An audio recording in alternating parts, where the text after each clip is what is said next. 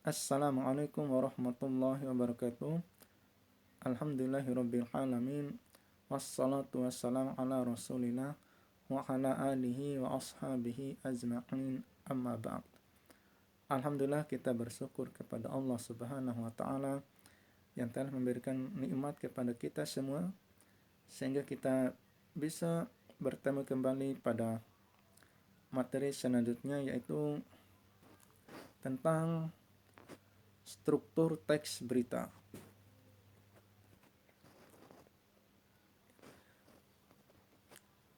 Pola penulisan struktur berita disajikan seperti piramida terbalik.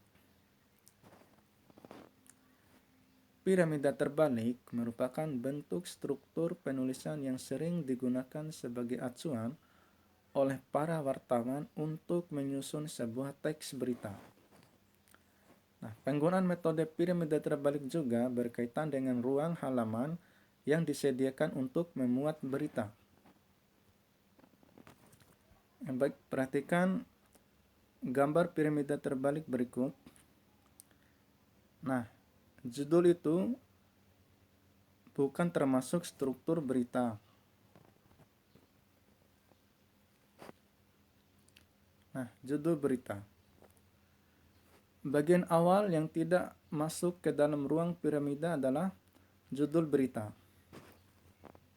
Nah, bagian judul merupakan bagian penting karena judul berita merupakan pemikat pembaca untuk membaca isi berita.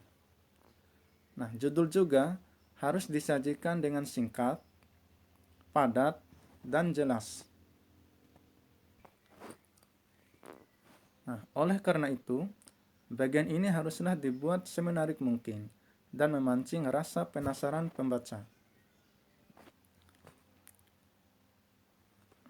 Nah, berikutnya kita masuk ke dalam piramida terbalik. Nah, bagian yang paling atas adalah kepala berita atau sering disebut dengan lead atau teras berita.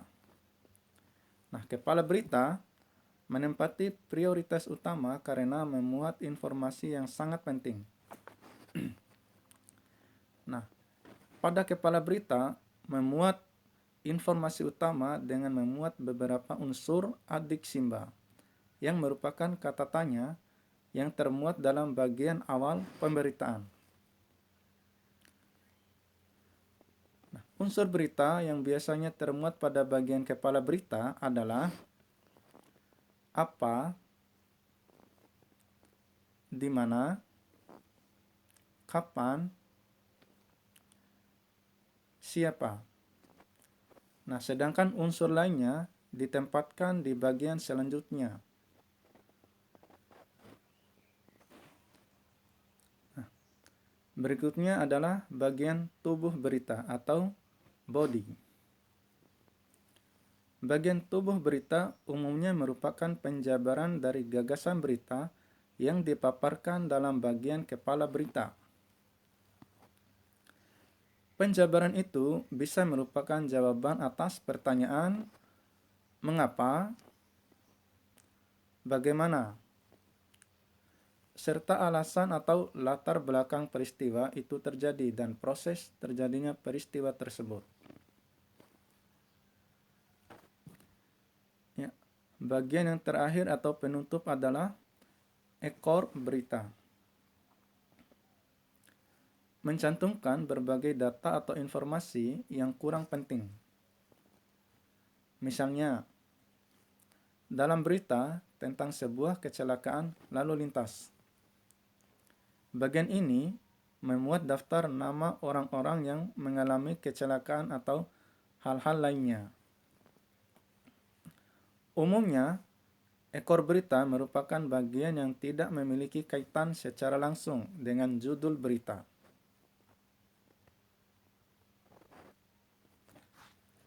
Ya, adik-adik, melalui video ini kita tahu bahwa susunan informasi dalam suatu pemberitaan terjadi dalam pola piramida terbalik. Nah, dengan struktur penyajian informasi seperti ini, informasi yang paling penting terletak pada bagian atas. Sebaliknya, semakin ke bawah, kepentingan informasi semakin berkurang. Nah, oleh karena itu, jika kita tidak cukup waktu mendengarkan keseluruhan informasi, hanya dengan memperhatikan atau membaca bagian awalnya saja, kita telah cukup mendapatkan informasi pokok yang merangkum keseluruhan isi berita. Ya, demikian penjelasan singkat dari Ustadz. Semoga bisa dipahami dengan baik. Assalamualaikum warahmatullahi wabarakatuh.